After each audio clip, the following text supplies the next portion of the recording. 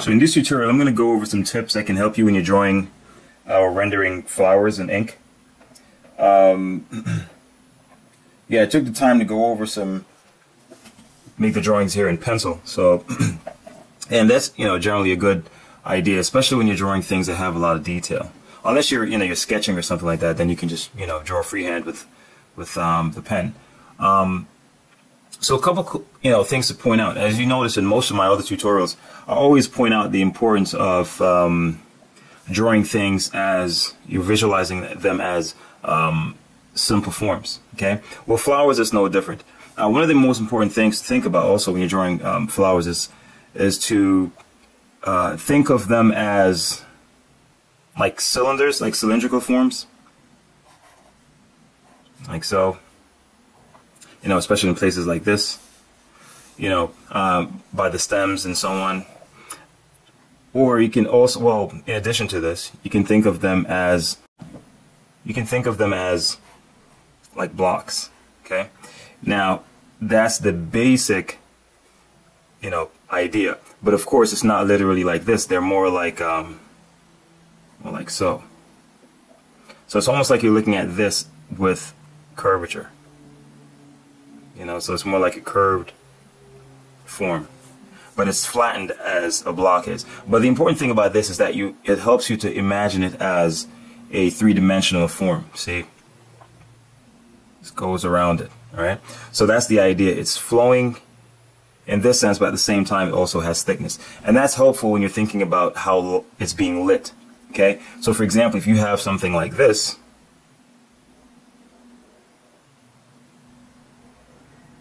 You can think of it as, for example, this. If the light is in this direction, this part will be in shadow, right? And similarly with areas like this. Okay, and that's just simply, suggesting that light and shadow as, and also depth. Now, another thing that's important when you're drawing flowers is that you have to keep things very simple. Okay, this is definitely another example where less is more. You have to do more suggesting than explicitly laying in values and lines and so on. And especially when it comes to flowers, because you really want your lines to portray that sense of fragility that flowers have. So you should really try to limit your lines or your strokes to singular hatching, okay? Like little lines like this, instead of, cross hatching. Because cross hatching, in addition to just suggesting value, it also suggests texture, and the texture might be a little too harsh for certain petals. So I would try to I generally advise that students or people use mostly hatched marks, okay, like straight lines, straight parallel lines instead of crosshatch. Crosshatch can be used in shadow areas, and I'm going to show you some of the examples that I'm talking about. So let's start. Here's a rose I have here. I'm going to go through all of them and just start with the outline. Now, as I start with the outline, actually, there's a good, point here that I should make, and it's that another thing that is very important when using pen and ink with creating volume is the boldness, and weight of the pen or the stroke. So for example, a line that is like this,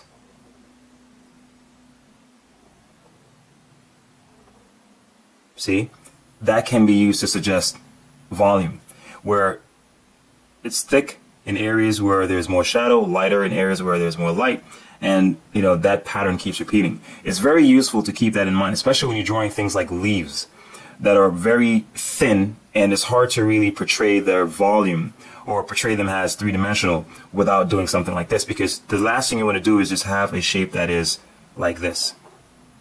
It's just the same line quality all the way around. So in other words, the depth, the boldness, or the weight of the line doesn't vary. You want to have something like this.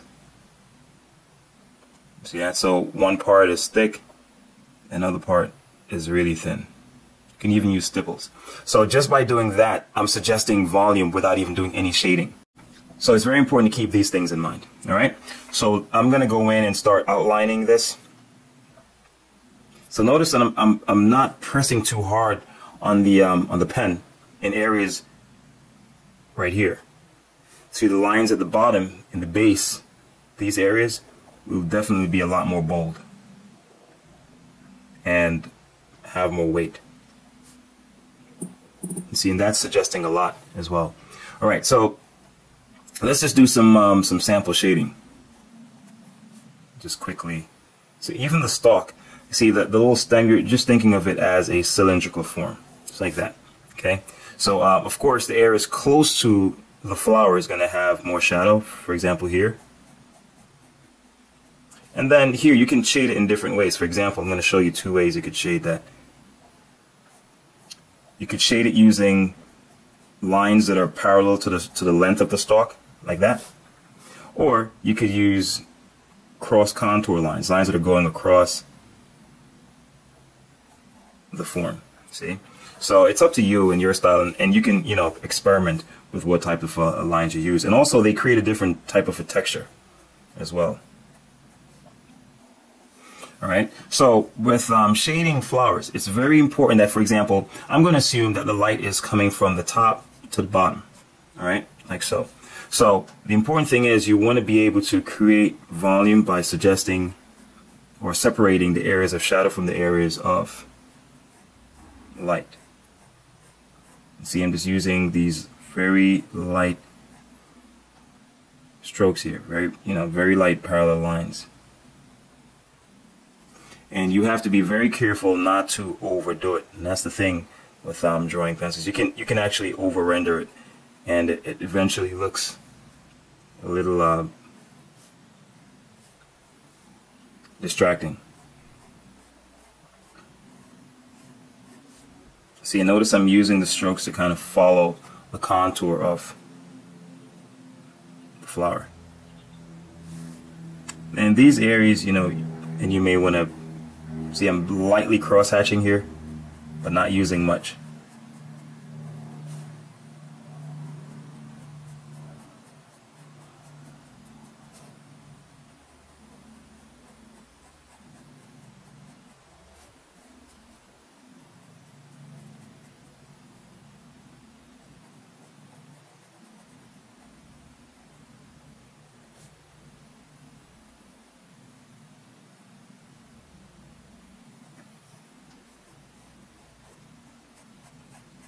See, that's the basic idea. You really don't want to go in too much and start over rendering. Alright, but the basic idea is you vary the contours so you can actually show that this area is more in shadow than the areas that are up top. And by doing that, you're suggesting that, you're suggesting volume. Okay? And that's pretty much it. You really don't want to overdo it. In areas like this, you can actually even just use little stipples, see? Just like that. Because you want to be as delicate as possible, especially if you're just using, one pen. You're not really varying the weight too much.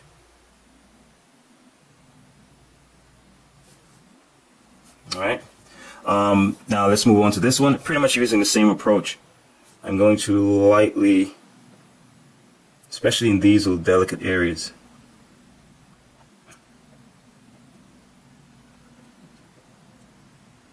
Alright, so I'll just go in and outline this.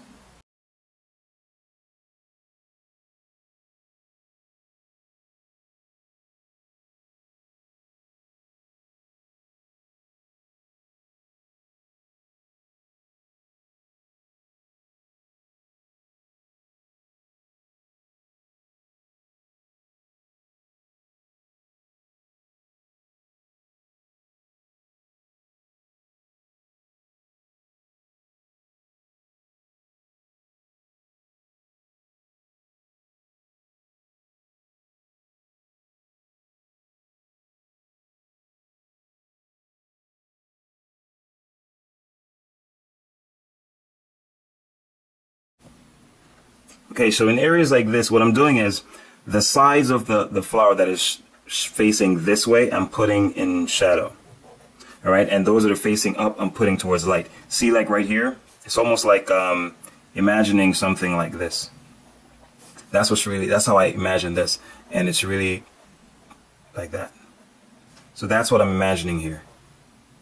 Okay, so I'm just thinking of a cylinder, and then it's like, imagine that just being a piece of thing being, you know, turned over like that. So this would be in shadow, and this part would be in shadow as well. So you have to be able to be comfortable with seeing basic forms in shadow, and where you think shadows would form. And once you can do that, just drawing these you know, forms will be a lot easier for you, because you're imagining them in simpler forms. It makes it so much easier for you. And notice I'm just using very gentle parallel strokes here. I'm keeping it very simple. I'm not using any cross hatching. Keeping it very simple.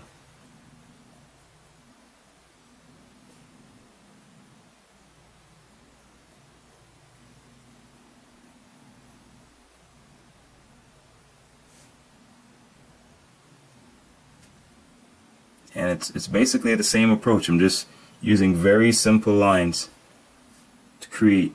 And especially in areas where there's overlap, I know that there'll be some shadow there. So for example, this petal is overlapping this petal.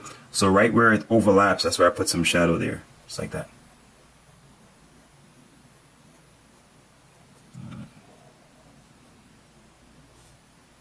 Right, and in these areas you'd put some deep shadow to suggest that this casting a shadow on these leaves.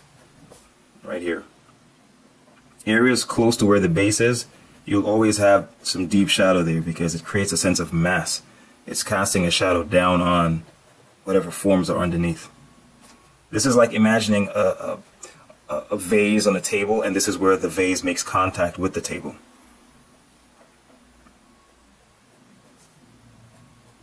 And that's it. You know, I'm trying very carefully not to over render this thing.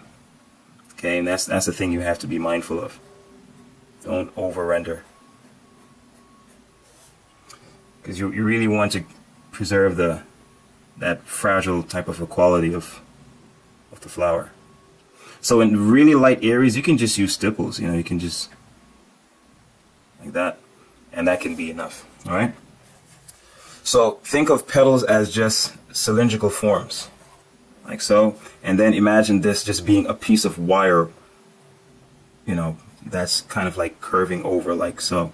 A piece of metal sheet that's being curved over. So if there's light coming in this way, there's going to be shadow here,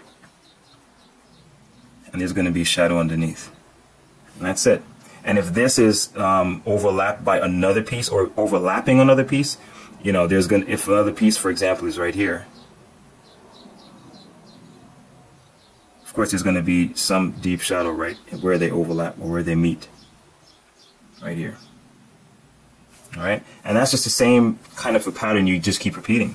With this one, it's pretty much the same idea. I'm just going to outline everything, or outline some of it, so you can see how I would go about it.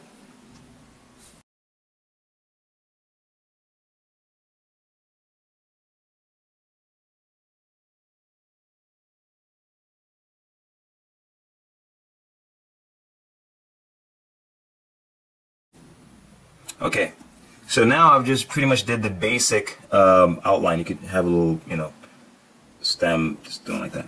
All right, so this is the basic outline. So now I'll show you some ways that you could vary the line quality, as I was mentioning here, of the petals. So for example, I could make one of these sides be really bold. See, just by doing that, that alone creates some form of a volume. Because, you know, I'm suggesting that it's almost like you feel like this is an edge and this is the side that's closer to the light. See, so by doing that, you know, you're creating volume. Because that's the thing, you want them to look as if they take up space. They're actually existing in space and not just flat shapes on a piece of paper. All right. So in terms of shading this, as I said, using very minimal lines. You don't want to overdo it. See, I'm just using parallel strokes here. And even if, for example, in areas where there's a crease, you can just do like this. What I'm doing is essentially doing, that's it. And that will be interpreted as like the thing has a contour like this. See? That's how it's read, right? Now, in this area where, you know, you have the little center part, there's generally a lot of little details here. So all I will pretty much do is just use, you can use either cross hatching, but I'm keeping my lines really tight, right? And then you can go over that and I'm just doing, you know, little random lines like that, just to create that sense of texture there. But I'm still also creating a sense of light and dark, because notice this area is really dark and up here is you know, a lot lighter. Alright, so see, notice where it overlaps in these areas. You'd make sure you put shadow, because that's, you know, facing underneath. That's like having something like this. Of course, under here is going to be dark because it's facing below, especially if there's a light source from up top, right? But I'm keeping the lines, and in areas where it's close to the center, that's where you'd have most of your lines, you know, because there's more shadow there, because the form is really like this. It's coming out. So this is going under, right? So if the light is coming like this is going to be in shadow. Then light goes back to shadow here. That's how you have to think about these forms. All right? And that's what I'm doing here.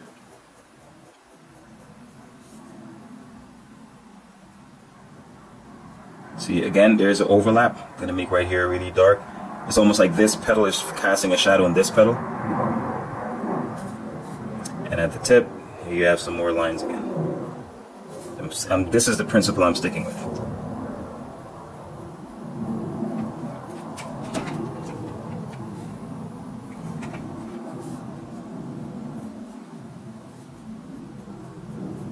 And I would just essentially just keep repeating this, you know.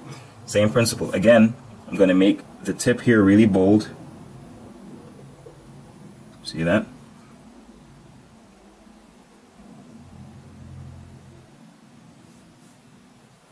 Where there's overlap, there's always shadow there.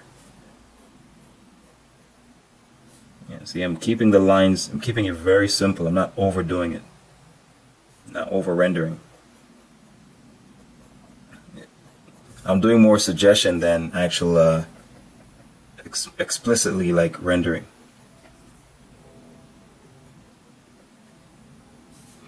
And essentially that's it. You know, you just keep repeating the same pattern going all the way around.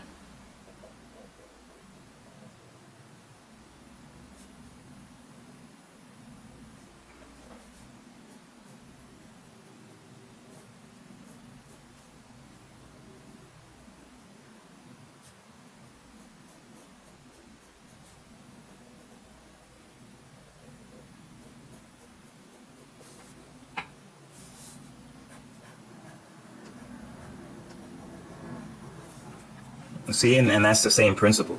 Just keep repeating this. Notice I'm using most of my lines are at the center. And also another thing is, when you're making strokes, be aware of where you're starting from. Your starting point to your end point is important, because I'm not making my strokes from the outside in, I'm making it from the inside out, because the line actually tapers. See, there's a difference between this, this, and this. See, this one tapers going down, this tapers going up, and this has a uniform pressure. So you have to pay attention to that as well. When you're making strokes that go out into light, you should raise the pressure, just flick it. And it will also convey light and dark as well. So that's what I'm doing here. See, I'm flicking it out. Same thing with the tip. See, I'm doing the same thing. That helps to communicate the sense of light and dark as well. See, so you have to be very sensitive to the variation in weight of your lines.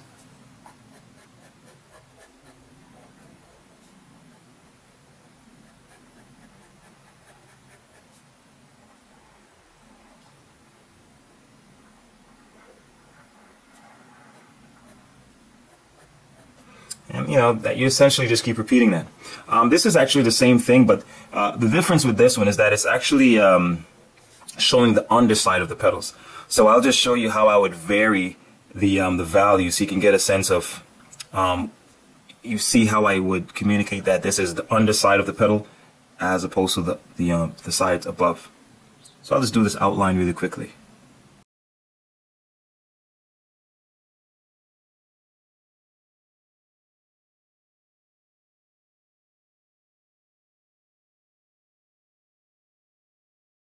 Okay, so my outline is pretty much done.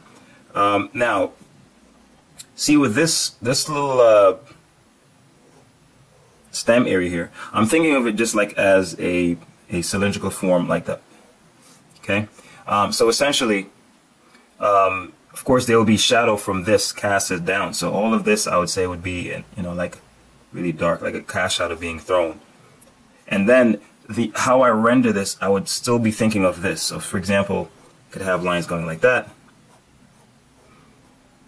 You know, that's what I'm thinking about. And see, notice I can use cross hatching down here because this is a different texture than the petals. It's not as soft, not as fragile. So, you know, you have to be aware of the fact that cross hatch lines do communicate a certain texture as well as, you know, areas of light and dark to convey volume. So you have to be aware of that as well when you're using them. So know when to use them, when not to use them, you know, when not to overdo them and so on. And be aware of how they affect the appearance of a form you're rendering. Okay, so that's the basic idea there. That's the stalk. And notice I'm just shading one side of the stalk, and that alone conveys, you know, its volume. Now, so with these petals, this is the underside, right? So I'm going to actually just cover the entire thing with long strokes, see?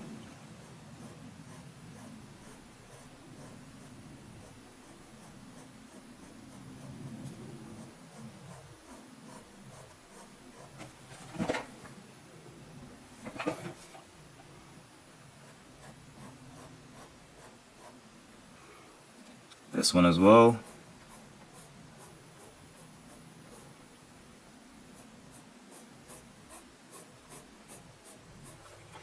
And now, as I said, with the line value, I'm going to strengthen the weight of the outlines of the petals at the bottom. See, I'm communicating that down here is where the light is not reaching. So by making the outlines a little bolder at the bottom, I'm communicating a lot about where the light is coming from. See this outline? I keep it very thin. And at the bottom, it's really strong and bold. All right.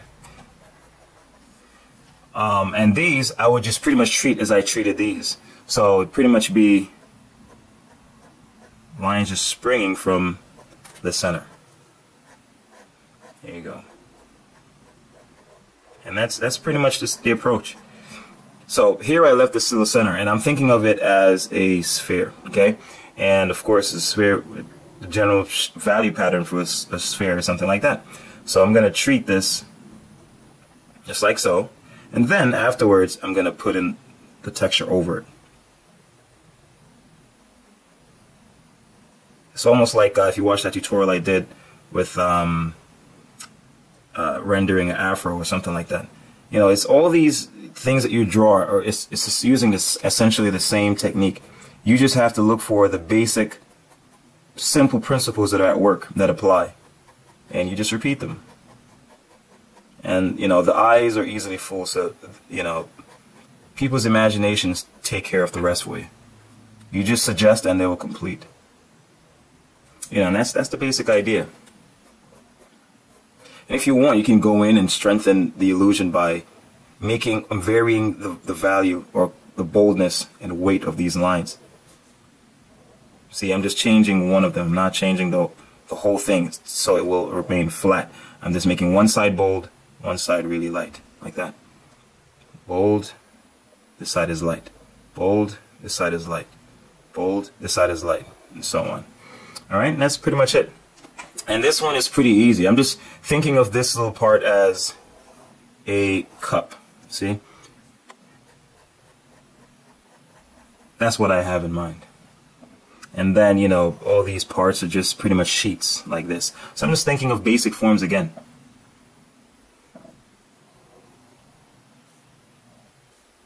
Same thing with the stalk or the stem, you know, that's just a cylinder. Alright? This little thing. You can use stipples. See, and by doing that, you're adding texture, you know. It's up to you how you want to deal with it.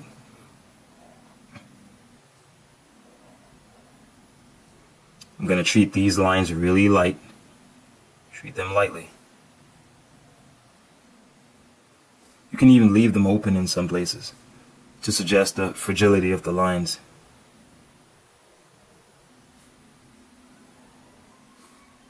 And that's the basic outline. Now this, of course, I'm thinking of it as a cylinder as well.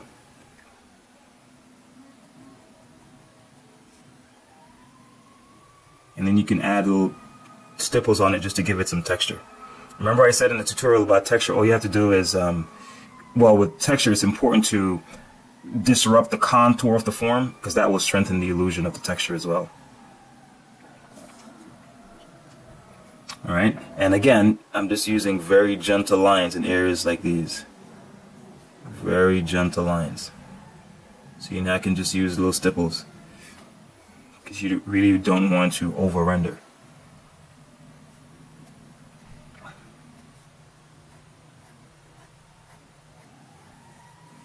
And in these areas where it's under shadow, because this is the underside of the petal, then you may have, you know, more lines suggesting more shadow here. And just like I said, where the lines overlap, you have more shadow there. So you could actually make this whole thing be in shadow, just to bring a contrast with the areas that are more open to light.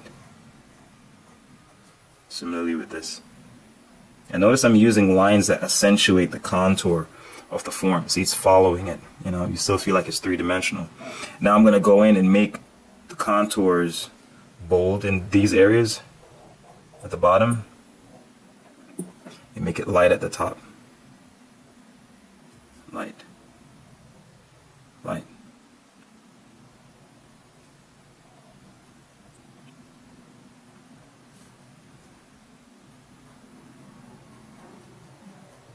And even here, I'm not cross-hatching, I'm just layering parallel marks over and over until it gets deeper. See, so you don't have to cross-hatch to create value or changes in value or even deep values. You can just layer the same lines over and over above each other until it darkens. It will just darken naturally.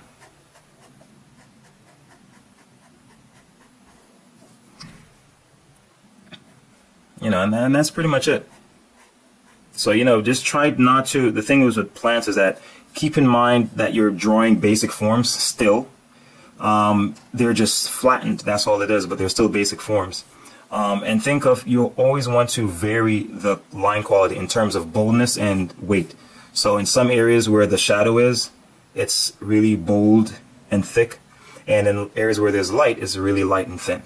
All right, and you know, just don't over render the form. Think about the fragility of the petals themselves, and it will be a lot easier for you.